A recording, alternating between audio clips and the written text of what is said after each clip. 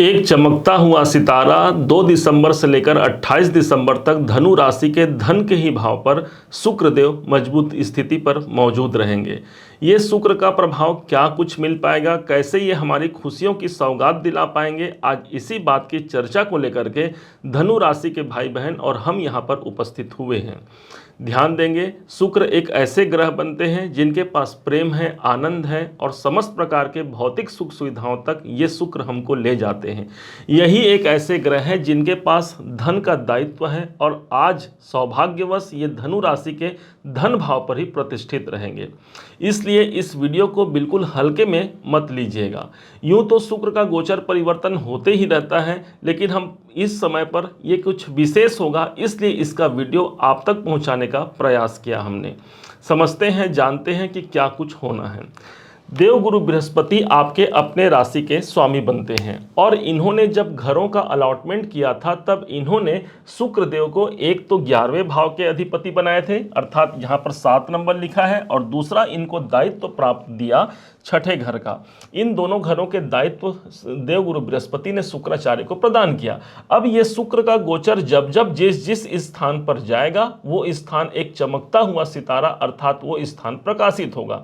यही नहीं, जहां जहां शुक्र का गोचर होगा, चूंकि ये आपके लाभ के स्वामी हैं, लाभ भी हमारा उसी स्थान पर पहुंचेगा। इस हिसाब से देखा जाए तो शुक्र हमारे धन भाव पर प्रतिष्ठित हुए हैं। देख लीजिएगा, कोई ना कोई धन से जुड़ा हुआ कार्य हमारा इस समय पर बन सकता है। कहीं से धन की प्राप्ति होना है, कोई धन हमारा लिया हुआ है, दिया नहीं, तो हो सकता है इस समय पर उस धन की प्राप्ति हमको ये वीनस, ये शुक्र हमको करा जाए। यही स्थान आपकी वाणी का होता है। इस समय पर सबसे ज्यादा महत्वपूर्ण आपकी वाणी रहेगी, आपकी बातचीत रहेगी, आपके बोलने की स्किल इस समय पर बहुत अच्छी रहेगी। जिससे आप बातचीत करेंगे, जिससे आप विनम्रता रखते हैं, उनके संग आपके व्यवहारिक संबंध बहुत अच्छे रहेंगे। इस समय पर यदि आप कोई बातचीत से जुड़ा हुआ कार्य भी करते हैं तो हाँ, यह शुक्र द्वितीय भाव पर है जो कि वाणी का स्थान है। आप यदि कला के क्षेत्र में है, संगीत के क्षेत्र पर है या फिर गायन वादन करते हैं तो शुक्र का द्वितीय भाव पर आना आपको इन क्षेत्रों में भी सफलता तक पहुंचा जाता है। अब इनके पास 2 घरों का दायित्व है। पहले 6ठे भाव को समझते हैं। 6ठे भाव के स्वामी धन भाव पर जा रहे हैं। ध्यान दीजिएगा, 6ठा भाव होता है आपके नौकरी का, अर्थात आपके नौकरी में यहाँ पर धन की वृद्धि हो सकती है। आपके कार्य क्षेत्र से आपने जो मेहनत किया है उस मेहनत का प्रतिफल धन के रूप में हमें प्राप्त हो सकता है। ये दूसरे भाव पर शुक्र की स्थिति हो गई। इस समय पर जो कौटुंबिक वातावरण रहेगा वो काफी मजबूत स्थिति पर रहेगा। कुटुंब में कोई अशांति चल रही है, एक शांति का माहौल हमें वहां पर प्राप्त हो पाता है। शुक्र को प्रेम कहा गया है, अर्थात इस समय पर कुछ समय आप अपने घर परिवार पर व्यतीत करते हैं, उनसे प्रेम और आनंद की अनुभूति भी आप प्राप्त करते हैं। शुक्र का यह प्रभाव हो गया, 6ठे भाव के स्वामी गए हैं। अब यही स्थान हमारे शत्रुओं का है। मान लीजिए आपके धन किसी ने लिया है तो हो सकता है इस समय पर शत्रुओं से भी धन की प्राप्ति हमें हो जाए।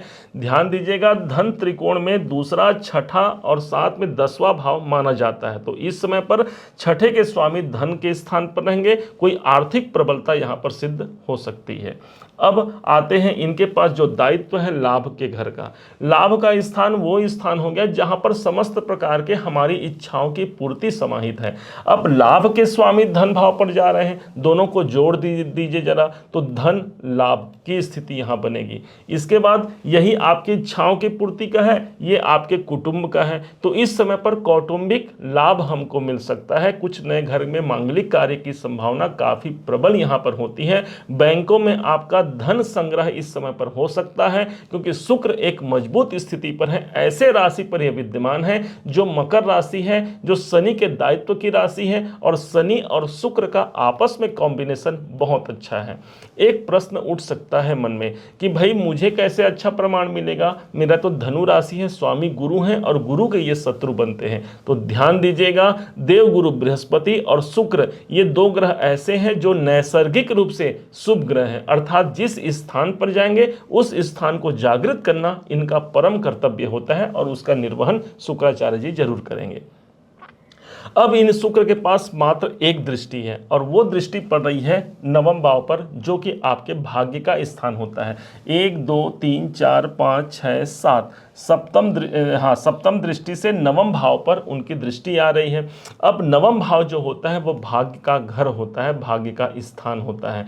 अर्थात इस समय पर मेरे भाग्य का साथ भी मुझे मिलना है, मेरे ईश्वर की कृपा भी मुझे मिलनी है, क्योंकि नवम भाव मेरे ईश्वरीय कृपा को प्रदर्शित करता है। इस समय पर आप कुछ धार्मिक यात्राओं में भी संलग्न हो सकते हैं। अब आते हैं शुक्र की दृष्टि पर। शुक्र के पास मात्र एक ही दृष्टि है और उस दृष्टि के माध्यम से ये धन भाव पर बैठे हैं और सीधे अष्टम भाव पर इनकी दृष्टि आ रही है, जो कि इनकी 7वीं दृष्टि है। अब स्वाभाविक सी बात है कि शुक्र एक प्रभावशाली ग्रह है, इनका प्रकाश इनकी छठा जिस स्थान पर प्रकाशित होगी वो स्थान आपके अष्टम भाव हो गया। यदि कोई धन कहीं पर फंस चुका है, वो धन की रिकवरी इस समय पर हो सकती है। आपने किसी को धन देने का कमिटमेंट दिया है, हो सकता है आप वहां पर अपना धन दिला पाएं, आप दे पाएं।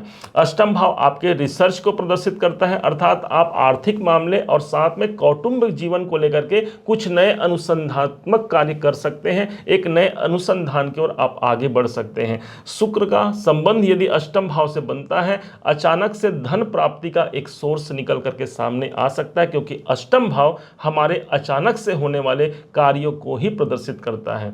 इन शुक्र के पास बहुत सारे दायित्व हैं और उन दायित्वों को हमने आप तक प्रदर्शित किया है, लेकिन ध्यान दीजिएगा हमें कुछ उपाय करने की आवश्यकता भी रहेगी, क्योंकि माना जाता है कि शुक्र को अधिक बलवान बना लेने से हमारे जीवन में धन और आनंद की ही वृद्धि होनी है। तो कैसे इसको अधिक बलवान किया जा सकता है, कैसे इसके जो अभी आपको लाभ बताए हैं इसको मजबूत स्थिति तक पहुंचाया जा सकता है, इसको अब बड़े ध्यान से समझिएगा।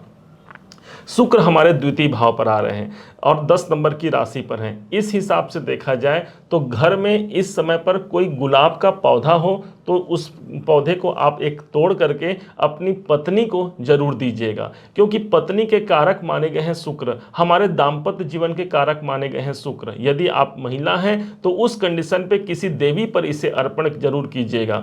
नहीं है तो एक गुलाब का पौधा घर पे लगा सकते हैं। इस गोचर के दरमियान हो सकता है आपके भाग्य की जागृति, आपके किस्मत की जागृति इस गुलाब के फूल से हो जाए। ध्यान दीजिएगा, गुलाब का फूल शुक्र माना गया है, जो सुगंध है वो शुक्र है, अर्थात दोनों का कॉम्बिनेशन हमको अपने द्वितीय भाव कुटुंब भाव पर दिख रहा है। हम अपने घर पर इसको लगा सकते हैं और इसका लाभ ले सकते हैं। दूसरा इसका उपाय होता है श्री सूक्त का पाठ करना, श्री लक्ष्मी जी के मंत्रों का जाप करना। श्री सूक्त के पाठ से ये शुक्र सदैव मजबूत स्थिति पर हमको रिजल्ट प्रदान करते हैं। एक इत्र खरीदिएगा और उस इत्र को शुक्रवार के दिन किसी देवी के मंदिर में दक्षिणा के सहित अर्पण कर दीजिएगा। बिना दक्षिणा के दान सफल नहीं होता, इस हिसाब से इत्र और साथ में कुछ दक्षिणा ब्राह्मण को देकर के मंदिर में देकर के आशीर्वाद ले लीजिएगा। विशेष तौर पर यदि माता जी का मंदिर हो तो और अधिक शुभता की स्थिति को हम प्राप्त कर पाएंगे। उम्मीद है आप सबने इसे समझा, आप सबने इसे जाना है। यदि आपने इसे समझा है, जाना है, मेरे समझाने का प्रयास यदि आपको सार्थक लगा हो, मेरे समझाने का तरीका यदि आपको सार्थक लगा हो, तो अपना प्यार भरा लाइक और कमेंट करना कभी मत भूलिएगा। और हाँ, यदि अभी तक आपने चैनल को सब्सक्राइब नहीं किया है, सब्सक्राइब जरूर कीजिएगा। पुनः एक बार फिर आप सभी का दिवस बहुत मंगलमय हो, इन्हीं शुभकामनाओं के साथ। जय श्री राम।